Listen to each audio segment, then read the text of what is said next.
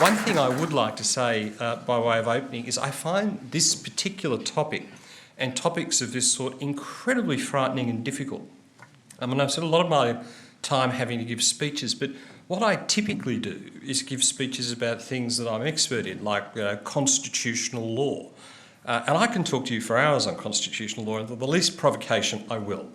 You know, I mean, I can give you memorised readings of some of my really exciting books, like The Convention Debates 1897 to 1898, Commentaries, Indices and Guide. I can do that. That's really easy. Or I could give you a quick burst on freedom of interstate trade.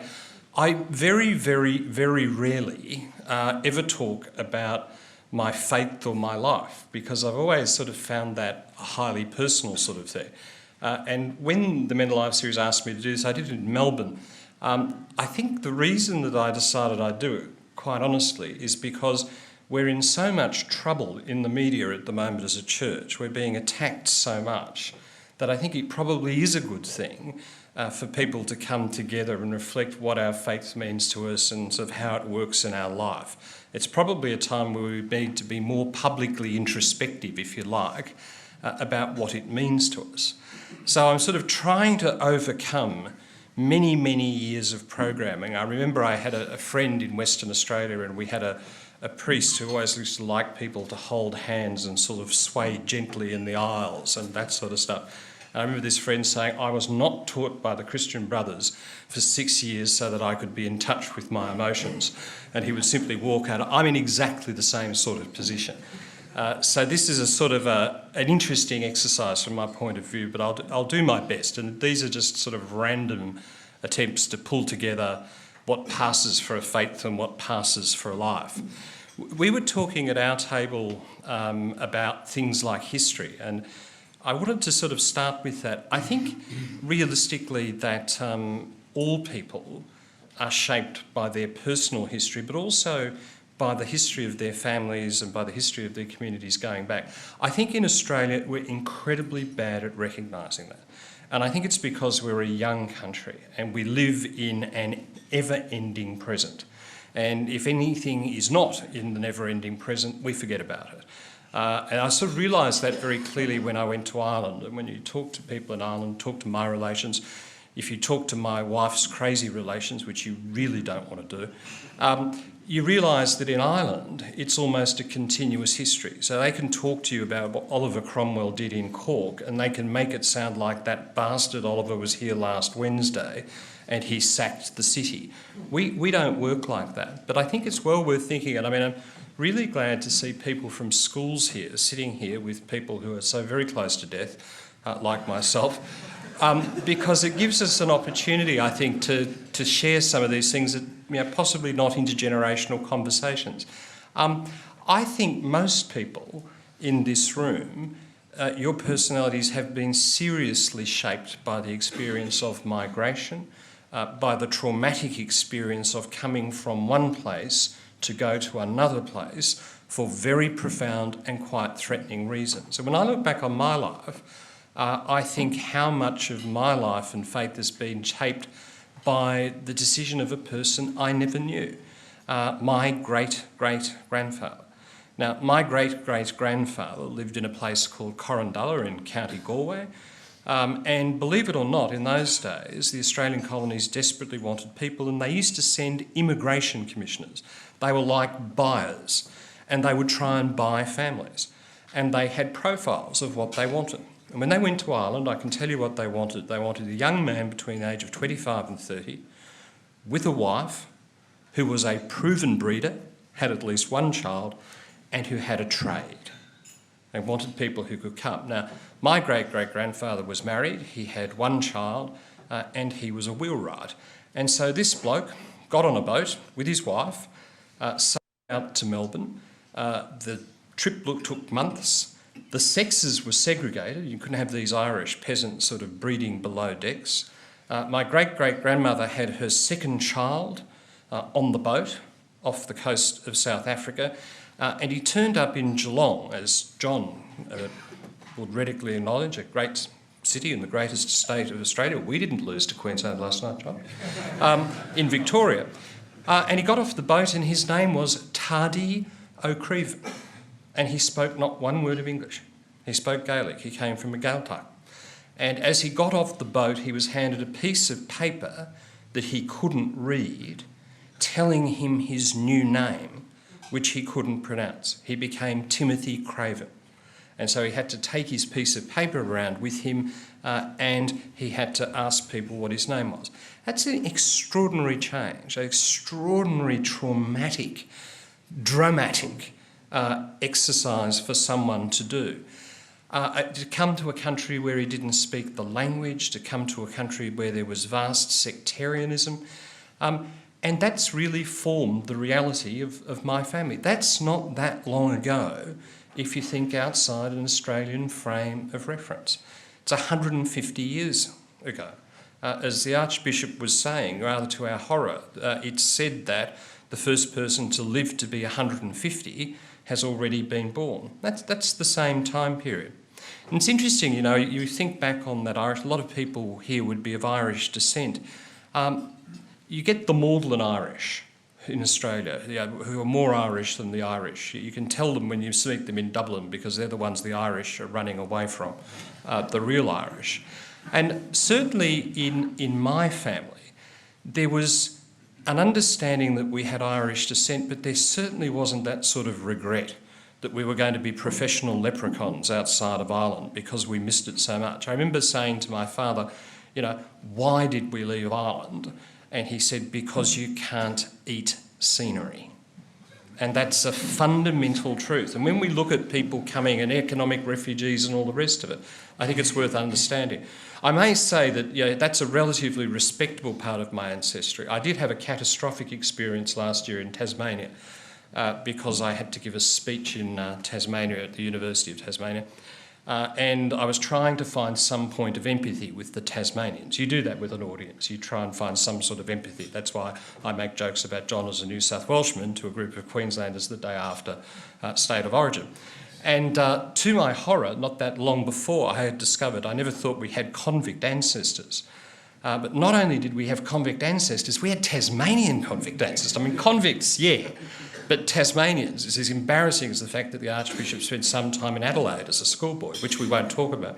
And I remember talking about, I actually mentioned my great-great-grandmother, Margaret O'Callaghan from Glasgow, and said, you know, she was a convict and it's a bit embarrassing because she wasn't transported for stealing a piece of lace. She was actually transported for abandoning one of her children. And I put the best gloss on it. I said the kid had shown English sympathies, so he had to go. Typically of Tasmania, where everyone's related, immediately after my speech, this old lady rushed up and said, that was my great-grandmother. I said, oh, poor girl, must have been in terrible poverty. No, that wasn't the first one. She got rid of another one before that. And then we went into a bookshop and my wife found a thing called Notorious Convicts, and there was Margaret Callaghan, so there you get it. The thing I think that is interesting, though, is that while my family's remained very clear of the fact that we're of Irish and we understand our Irish descent and the rest of it, the thing that has absolutely remained as the deposit of Irishism is Catholicism. It's very interesting. We no longer speak Gaelic. We no longer want to go back and live in Ireland. We no longer are politically engaged in Ireland in the way we were before. But to me, growing up in my family, the absolute essence of being Irish in origin was being Catholic. That was the thing that was transmitted. That was the hard deposit that never changed. And in a sense, I think in my family, the notion of being Irish and Catholic was synonymous. That the two things simply went together. I always remember my father trying to explain this because my father used to get irritated with stage Irishmen who got carried away. And he said, you know, the way I think of it is if I were doing a passion play, a play around the crucifixion of our Lord, he said, if I'm listening to the passion accounts in the Gospels, he said that Jesus and the apostles speak in broad Galway accents, the Pharisees speak in Northern Irish accents, and Pilate speaks in a sort of cultivated British accent. So that he had this sort of deep idea of how the fact that he was Catholic, that he came from Ireland, really formed his cultural understandings of how things worked. Now, the interesting thing, I think, is that what then follows from that is that you get, and I think we underrate this, and I say this particularly to the boys from school, we desperately underrate and fail to understand just how socially mobile this country is. Most of the world, if you come from a poor family, the one thing you can be absolutely certain is you're going to stay in a poor family. But the social transformation in Australia is astonishing. So, my great-great-grandfather was a wheelwright. His son was a woolen mill worker, although he also had the claim to be the most distinguished town drunk in Geelong. So there was something there. His son was a cook, whose greatest achievement was to be the last person captured and put in the prisoner of war camp in Changi in Singapore. My father was a journalist, and now I've got this bloody awful job here. Now, the interesting thing is that the Catholicism of the family has remained unchanged through that, but the really interesting thing is the extent to which the Catholicity of my family is deeply embedded with the social transformation of my family. I mean, why is it that I'm now a professor of law and a vice-chancellor when my great-great-grandfather was a wheelwright who couldn't speak English? And the answer is the education that my family were afforded through the whole of that period. Tadio Craven couldn't read or write. His son would only have gone to grade 6, but he could certainly read or write. His son would have only gone to grade 8, but he could read and write better. His son was a journalist, so on and forth. Where did that education come from? And of course, the answer is it came from the great orders of the Catholic Church. Those astonishing orders, like the Christian Brothers, like the Marists, like the Presentation Nuns, like the Mercy Nuns, I think people grossly underestimate what they did. Those orders and the Church consciously shifted not individuals, but entire social classes from one level of participation in society to another level, in a way that political parties can only dream of. And I think the big problem with it is that we are now so used to it. We're used to it in our souls, we're used to it in our prospects, we're used to it in the people around us, that, well, it happened, so it always would have happened. I'm telling you, it need not have happened if the Church and those orders didn't do it. And in fact, I often say, and it drives my wife mad, most things I say drive my wife mad, but I often say that were it not for the Christian Brothers, and the Christian Brothers have taught every generation of my family since we came to Australia, I would be digging a road somewhere outside Geelong. And it's true. And Anne says, oh, don't be so bloody stupid, you're over-dramatising it, you're clever, the world's changed. And I say to her, you have no idea how many generations of brilliant men and women lie buried without headstones in Ireland because they were never taught to read or write. And in these days when the Church has its troubles, in these days when we have all sorts of people attacking us, we need to remember very, very clearly where we've come from and the astonishing achievements that we've had and that we continue to have. And I mean, that is important in these days because we know we've got royal commissions going around, we've got journalists being difficult, all the rest of it. For about the next 5 years, my view is we're going to have to rely on the great works of the Church because whatever people say about mistakes that the churches have made, Catholic schools have never been doing better. Catholic universities have never been doing better. Catholic hospitals have never been doing better. Catholic social welfare has never been doing better. For 5 years, I think we are going to have to stand on that practical record until such time as the world rights itself. And the world will right itself. But I think it's well worth remembering that type of history. I've been told I have to sort of talk about family and how it works. I mean, I was brought up in suburban Melbourne. It's amazing how things have changed. I was born in 1958. I can still remember, and I don't think I'm that old, when milk was delivered by a horse and cart in Melbourne. I can remember when the bakery used to deliver with a horse and cart. You know, I can remember when New South Wales used to win State of Origin rugby games. You know, actually, my grandfather remembered that.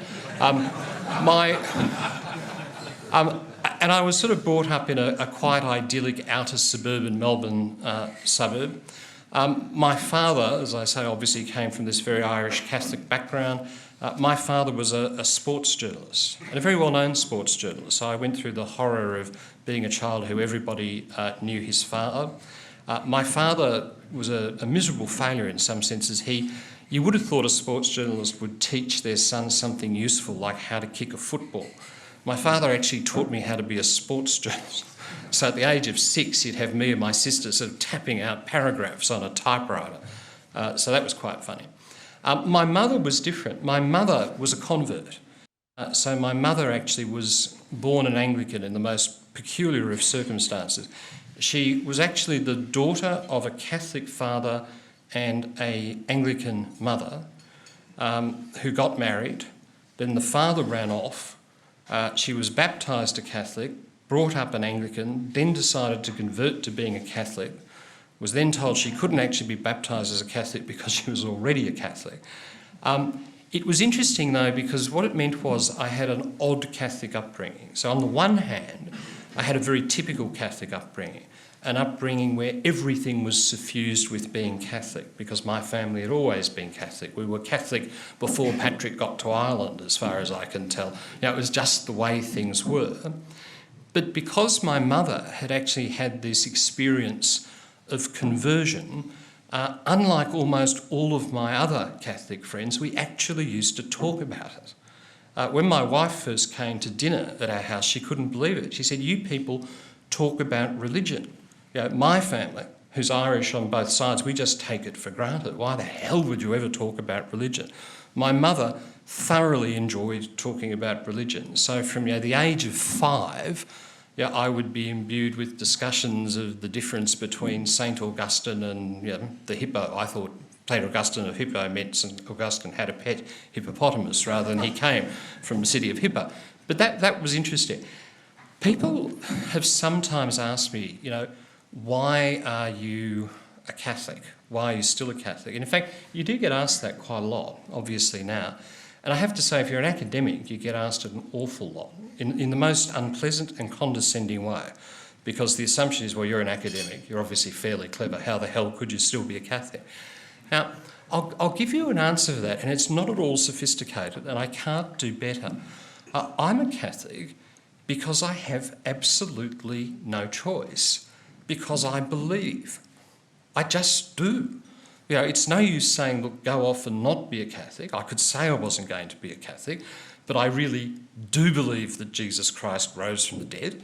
I really do believe in the Trinity. I really do believe in the way that he was conceived, and I do believe that the Catholic Church is his absolute successor on earth. I don't have a lot of choice. It's not a matter of intellect in one sense. It's certainly not a matter of virtue. It's just inevitable. I once had one of the very rare theological arguments I've had in adult life, because I always lost the ones with my mother, was a sort of an argument with Cardinal Pell about the nature of belief. It was a very friendly argument, but the only conversation you ever have with Cardinal Pell is in fact an argument. Even if Cardinal Pell's agreeing with you, there is an argument about the level of agreement. And there'd been a very nasty article, atheist sort of article, attacking the church, and I had written an article defending the church. And in it, I'd said, look, religious discrimination is one of the worst forms of discrimination, because it's like discrimination on the grounds of race or gender. It's discrimination about something you just can't help. It's not about an opinion. You can't change the fact that you're Irish or Chinese. You can't change the fact that you're male or female. You can't change the fact that you believe in religion. And Cardinal Pell said, look, great article, marvellous article, terrific, except for that bit of heresy. And I said, what's the heresy? He said, you said you can't choose your religion. Of course, there's an act of intellect and blah, blah, blah, blah, blah.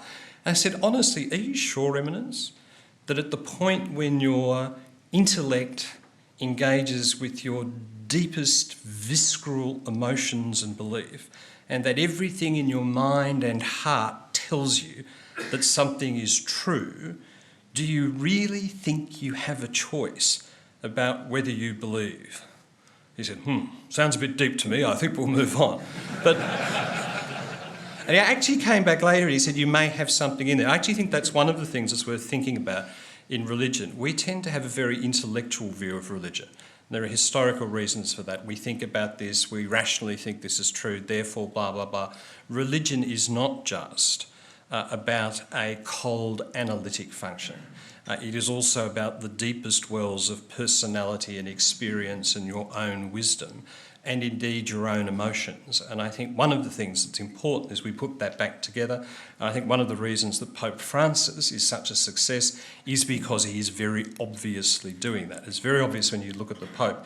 He doesn't just think Jesus is God, he absolutely believes and feels it. So it was a sort of a standard life. I have to say the defining event of my life also was deeply engaged with religion. I mean, the defining event of my life was that when I was 12, I had a sister, Paula, who was 11, and we were so close, we were effectively twins. And Paula and I were crossing a road in Glen Waverley together, literally a foot apart, and Paula was killed. She was run over by a truck. So it was something that I saw, and obviously it has an effect on you. And it certainly destroyed my parents. I mean, my father died at the age of 47, and I have no doubt at all he died of a broken heart. And my mother never got over it. I guess it's interesting that the effect of it on religion was not the one that a lot of people say, well, why didn't that happen? You know, people say, how the hell could you believe in a decent God, a saving God, after you'd seen your sister killed by a truck? And my answer, and I have to say my father's answer, my mother's answer was, how could we not believe in a saving God?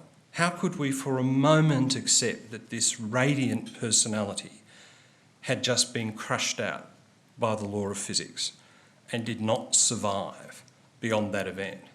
So that event, which was defining and had all sorts of terrible things in it, the one thing it did not touch was the central proposition of Catholicism in my family. On the contrary, it redefined it. I mean, you've had that version of what passes for my career. I think it's a roughly equal mix of bad judgment and accidental triumphs.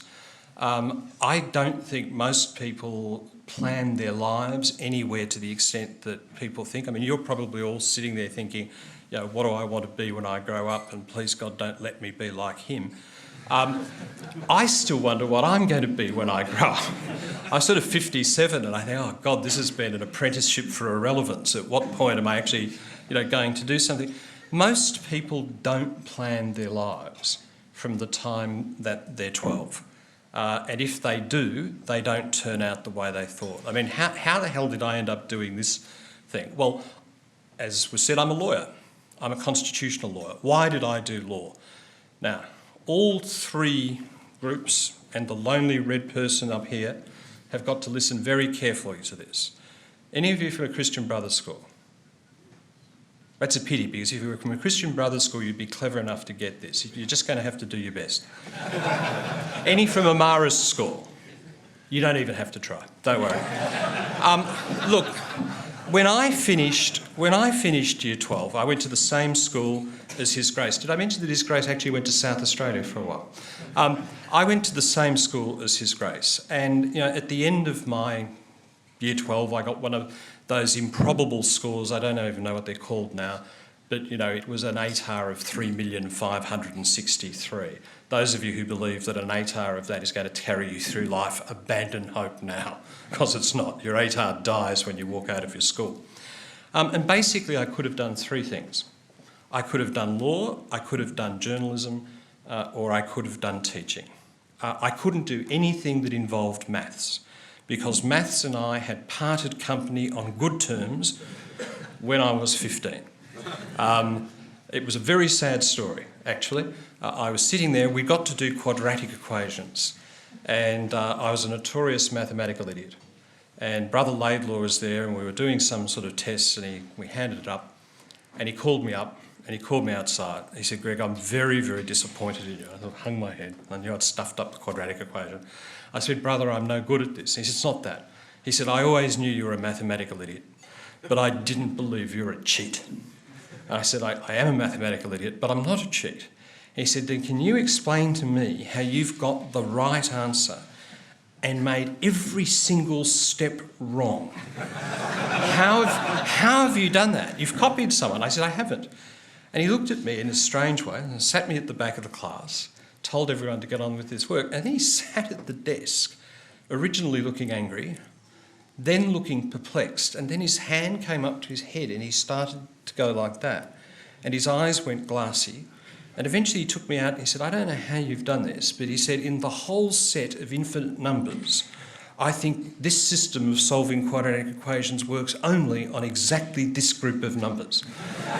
You have invented a new form of the quadratic equation which can only be used once." And it has. And after that, I was sent to the back of the class and I was allowed to draw tessellations. That was my Year 10 maths. Okay, so I had to do one of those three things. Why did I do law? I didn't do journalism because I thought it would please my father. And as you all must know, doing something to please your parents, not doing something to not please them, is a really good thing. I didn't do teaching, and this is something I would ask you to take notice of. I didn't do teaching because I was too much of a snob. And that's a really bad reason not to do a career. I can tell you, if you pick a career on prestige and money, and that's all you do, you're going to have a miserable life. Even being a teacher would be less miserable than that. You should go with what you think you will enjoy, not go with what you think will impress. And I did law because basically that was the other one that was there, and to be honest, I had the marks. So I was going to go off to the University of Melbourne Law School, best law school in the country, and I was going to rejoice in the fact that even though I knew nothing about law, I felt good about being a law student, and I absolutely hated it. I detested the first year of law and actually said to my parents, "I want to get out." They said, "Well, finish the first year and you can go into another thing." I was all ready to get out, and then in the final term of first year, I met this girl, and she was doing law. And I thought, well, this is pretty good. And if I stay in law school, even though I hate, I'll get to hang around with her. And this is a really sensible way to make career decisions. I really recommend it to you. Anyway, it worked. We've now been married for 36 years, so it turned out to be the right decision. But in other ways too, it kept me at law school, and it meant that gradually what happened, well, she used to make me work because we got married in fourth year, so Anne would actually make me study, and that helped. But eventually what happened was I found an area of law that I liked. I liked constitutional law because it's the law of government and power. And again, if you want to talk about fate or grace or whatever, it was certainly true that something was helping me with this sort of stuff. Okay, I finished law. Then I had to go and be an article clerk. I hated the law firm I was at. It was a commercial law firm. I had no interest in commercial law at all. And so I decided, well, why don't I try and be an academic? And because I'm interested in constitutional law, and I can do that. And I did. The interesting thing being about constitutional law is it's the law of government, so you get to hang around with government a lot. And so I spent a lot of my time not only being at the university, but doing things like being Crown Counsel for Victoria, which is a bit like Deputy Attorney General, in the Kennett government. Now, I've got to tell you, being Jeff Kennett's personal government lawyer is a real danger post. It's like the man who walks up behind the circus elephant sweeping up the droppings. You know it's one of those interesting sort of things. And, things just happen. In Perth, Notre Dame, the other Catholic university, decided to set up a law school. They needed a person with a legal reputation to do it. I was a reader in constitutional law at Melbourne. I went there. Then, as we were discussing, academia is one of those jobs where they say you're a brilliant researcher, you're a great teacher, you're an absolutely wonderful academic, so clearly you should be able to help run a multi-million-dollar business. I was made a Deputy Vice-Chancellor and then eventually was asked to be Vice-Chancellor of ACU. I have to say I was very uncertain about being Vice-Chancellor of ACU. I was not at all keen to do it. I looked at the job and had decided that I would not apply for it. I was very happy in Western Australia. The university then in various ways kept making it clear that they wanted me to apply for it, and eventually you think maybe I should do that. I'll tell this will horrify at least one person in the room. It will horrify my dear friend Peter Sheehan, my predecessor, because he'll know just how disastrous the choice of his successor was. I finally decided that what I wanted, and I don't often say this, was a divine sign. Now, I was sick of an uncooperative God. I felt the laws of the universe should be suspended to give me a clear hint in the direction I should go. And I can remember being in St Francis Church in Melbourne, which the Archbishop will know well. It's the spiritual heart of Melbourne, in the Lady Chapel where my mother always used to take me as a little boy to pray. And I was kneeling there and I said, look, I'm sick of this. You're lazy, you're incompetent, you never come through for me when I want me. I have no idea what to do about this. I just want a sign. And at that point, a choir that I had not seen broke into a Latin version of the Magnificat, the great hymn of submission to the will of God. I said, all right, that's enough. You don't have to show off. You don't have to come in and trump in. A gentle dove fluttering or a quiet breeze would have been enough. Can I just say a few things about sort of Catholicity and life? I mean, being a Catholic's been integral. My wife is a Catholic, my children are Catholics. I think children are incredibly important in Catholicism because when you have children, it really makes you reflect on your life and your values and what you want for your children. That's one of the reasons I think it's so important to keep young Catholics going until they get to that type of point. I think we're at a very, very interesting stage as Catholics because I think that we have come under attack to an extent never before. And the worst of it is a just attack in one sense. The scandal of child abuse is real and awful. The attempts to really damage the church through that are unfair and vicious, but they proceed from a basis of fact. I have no great theological insights, but there are a couple of things I would say, and I'd say it to people young and not so young in the room. One is, I think, I know how hard it is to stand up to be a Catholic, particularly at different points in your life. I'm really thinking of guys your age. When you go to university, typically you will go into a construct that is deeply secular and hostile to religion, and you will be made to feel an idiot because you are religious, and a particular idiot because you're a Catholic. And I know you because you're me at that age. And, people your age can withstand anything. I mean, you could be martyred, you'd cope with that. That's fine. But it's very, very hard to stand ridicule. It's very, very hard to be made to feel a dag for what you believe in. And that's something that you'll face. And I think it's something that is really quite challenging. I can remember at the University of Melbourne, great university that it was always made very, very clear to us that being Catholic, being a Christian, being religious was a mistake. And there will be times where you're sort of forced to stand up for it. I can remember they vary. I can remember, for example, being told that when I was picking my specialty, I should never, ever go into criminal law. Why should I never go into criminal law? Because I'm a Catholic, and sooner or later I would end up writing an article about start of life or end of life issues, and that would be the end of my career. Now that's the great University of Melbourne. Many of you want to go to the University of Queensland. The University of Melbourne sees the University of Queensland as the annex to Luna Park in Sydney. This is meant to be the acme of intellectual independence. It's not so independent. Let me give you another example. They're personal examples. You saw my 4 repulsive children. Between number 1 child and number 2 child, my wife had a miscarriage. She got pregnant very quickly with Catherine. So Anne would have been about 25. I would have been 25. I was a tutor at a law school. That's the lowest you can be. Lower than a nudgy boy. You're not paid anything. So Anne went to the doctor and she thought she was pregnant. So she went into the doctor and the doctor examined and said, well, Mrs. Craven, you are pregnant. You have already one child who is one. I can tell from your clothes that you don't have a lot of money. This will put a lot of stress on you, so I'm writing you out a referral for an abortion. Now, this is to a 25-year-old woman who had never asked for abortion, never suggested she wanted an abortion, and who fixed the doctor with a steely glaze, and he dropped his eyes and said, "I'm sorry that I have disgusted you."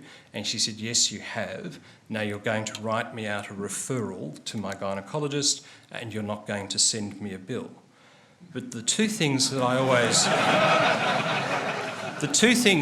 always remember about this, you see, Anne was 25 with an honours degree in law and a master's degree in law, and she was in a position to stand up for herself. What happens when some poor 16-year-old girl goes in there, doesn't want an abortion and gets that sort of pressure?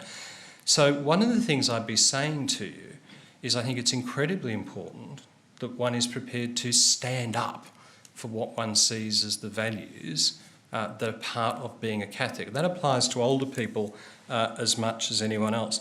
I mean, I can give you another example of that, and it's one that really frightens me. In Victoria, we have a law which says that if a woman wants an abortion, a doctor can have a conscientious objection, but that they have to assist if it's an emergency. Now, that's a real problem for doctors because they're being recruited into something they regard as immoral. There's a group of doctors that has come together as an association to try and resist that, Catholic doctors. They asked me to speak at their conference. I did, and I did so with real trepidation because I knew that is not a popular position, and it's a position that will come back at some point to haunt me. Actually, about 3 days later, I heard a radio program where they had 4 people, and the topic of the radio program was what a bastard Greg Craven is. I would have thought it would be better radio to get Greg Craven in, so you could call him a bastard to your face. But it's interesting, even those sorts of things, and at this type of life, I think illustrate how challenging it can be. The final thing, if I can just say, is the only insight that I really have, I think, around the way the church should operate and the way that we should operate as Catholics. In these debates, and there are endless debates going on, and as you know, the Royal Commission sitting in Ballarat, I think it's very, very important that we don't become bitter and twisted and nasty, because the church is at its least persuasive when it is bitter and nasty and haughty and judging. I have this theory called ecclesial urbanity, that the church is at its best when it is urbane. You know, the motto of my university is truth in love. I think the church is at its absolute best when it is uncompromising about what it believes in, but it expresses that in love to people, without judgment to people, in an attractive way to people. I often joke, remember the bit of the Bible where it says you have to be as cunning as serpents and as gentle as doves? It doesn't say you have to be as stupid as pigeons and as nasty as snakes. We are actually at our best, I think, when we pursue that. And again, I think if you look at Pope Francis, you can see that nature of urbanity that goes through and is so popular. So look, that's really what I had to say. As I say, it's a sort of a weird melange of God knows what. But thank you very much for having me.